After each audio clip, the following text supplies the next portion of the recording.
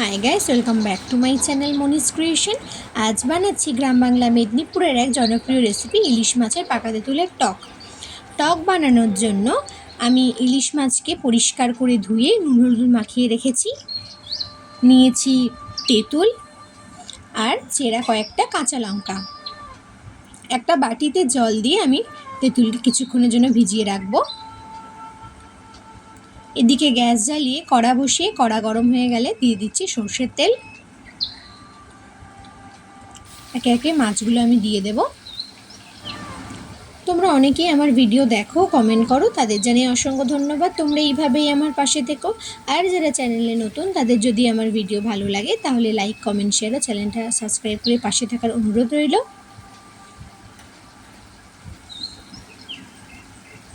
দেখো আমি মাছগুলোকে ভেজে নিচ্ছি। দুপাশ ভালো করে ভেজে নিলাম।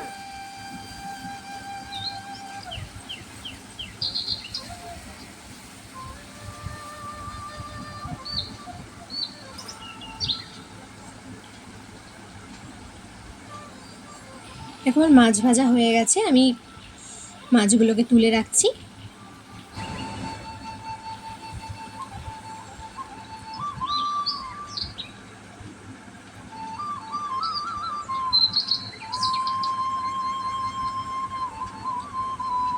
ওই একই তেলে ফোড়নের জন্য দিয়ে দিচ্ছি দুটো শুকনো লঙ্কা,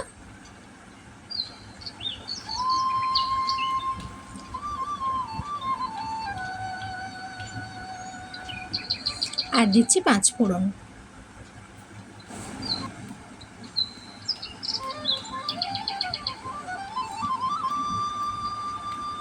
তোমরা একবার হলেও এই রেসিপিটা বাড়িতে বানিয়ে দেখো, কেমন লেগেছে আমাকে কমেন্টে জানিও।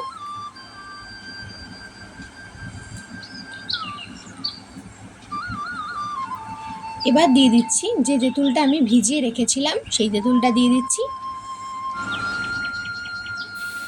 আমি ভালো করে ছেঁকে নিচ্ছি, শুধু জলটাই দেব, খোসাগুলো দেব না।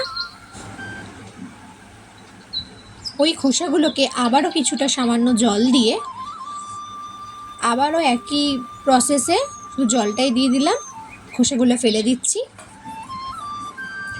দিচ্ছি সামান্য হলুদ গুঁড়ো, দিয়ে দিচ্ছি চেরা কাঁচা লঙ্কা,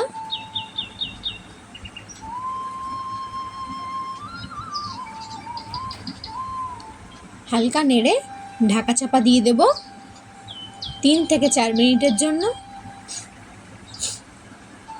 3 থেকে 4 মিনিট ঢাকা খুলে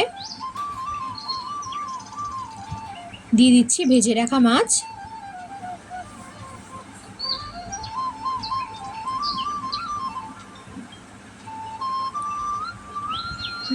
দিচ্ছি হাফ চামচ নুন, দিচ্ছি 1 চামচ চিনি। চিনি দিলে টেস্টটা ব্যালেন্স থাকে। এবার আমি ঢাকা চাপা দিয়ে দেব 5 মিনিটের জন্য। 5 মিনিট পর ঢাকা খুলে আমি নুন, চিনি সমস্ত চেক করে নিয়েছি। আমার তো তৈরি ইলিশ মাছের পাকা তেঁতুলের টক। যদি রেসিপিটা ভালো লাগে তাহলে লাইক, কমেন্ট, শেয়ার ও চ্যানেলটা সাবস্ক্রাইব করে দিও। লাস্টে টক নামানোর আগে দিয়ে দিচ্ছি হাফ চামচ সর্ষের তেল। Thanks for watching.